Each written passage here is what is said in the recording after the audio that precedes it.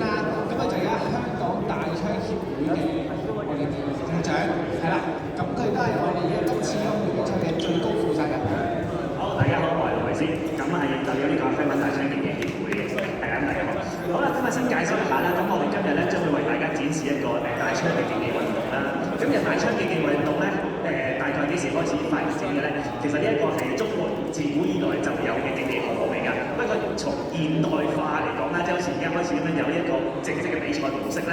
咁其實追溯到嘅話，大概係從呢個上世紀1987年左右，咁就台灣嗰邊搞起先嘅。咁但係由於嗰陣時咧裝備咧就唔係咁齊全啦，咁係直到去到2000年左右，咁就喺加拿大嗰邊就開始正式搞到而家呢種規模嘅比賽啦。好，咁而家落嚟咧，我哋事不宜遲啦，咁我哋準備好嘅話咧，就可以開始進場啦。咁我哋咧喺比賽正式進場之前嘅話咧，咁兩邊選手就會企喺場地嘅兩側，跟住咧就會先檢查裝備，係啦，咁我哋中間着藍色衫嗰位咧就係主審裁判啦。咁另外咧對角嘅話有兩位着黃色衫嘅就係邊審裁判，跟住我哋主審裁判咧就係薛君豪。咁佢咧就係香港，即係如果喺一國際嘅大槍比賽嚟講嘅話咧，係香港嚟講係排名第一嘅。不過今日咧佢就代表我哋擔任呢個主審裁判。係啦，咁大家見到啦，我哋而家呢個槍頭咧擊中嘅話咧就會着燈嘅。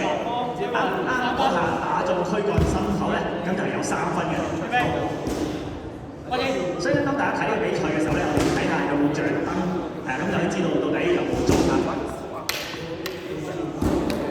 咁啊，今日打比賽係11分。正式嘅比賽咧，咁通常係打11分制啦，咁先攞到11分就會贏嘅。咁而家嘅話咧，雙方都已經攞到3分啦。咁今日為大家展示一個比賽，我哋就打3分鐘。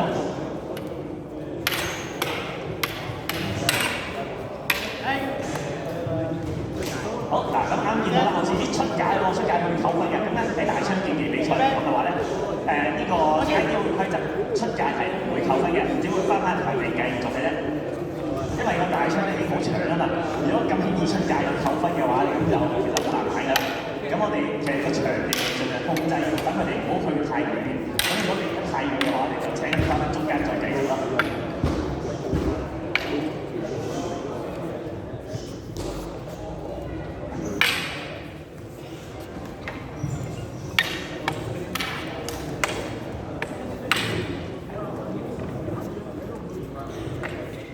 大家有冇覺得咧，好奇怪係大家讀下咁，好似好多嗰啲長兵有啲劈啊，係打中出局。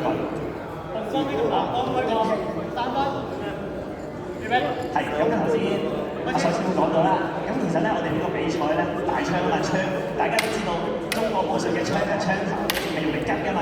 當然你打嘅話都唔能夠產生傷害嘅，但係問題嘅話咧，始終擒上吉入去嘅話，穿透甲咧，即係古代咧就用盔甲咧插穿對方嗰個呢個先係槍嘅真正威力所在。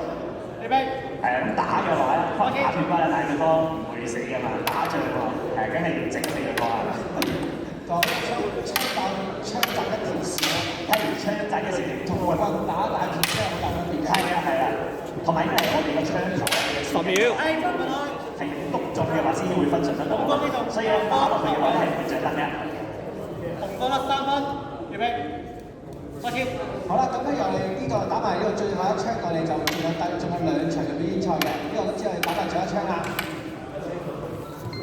9鐘啦，時間到，時間到，好，咁我哋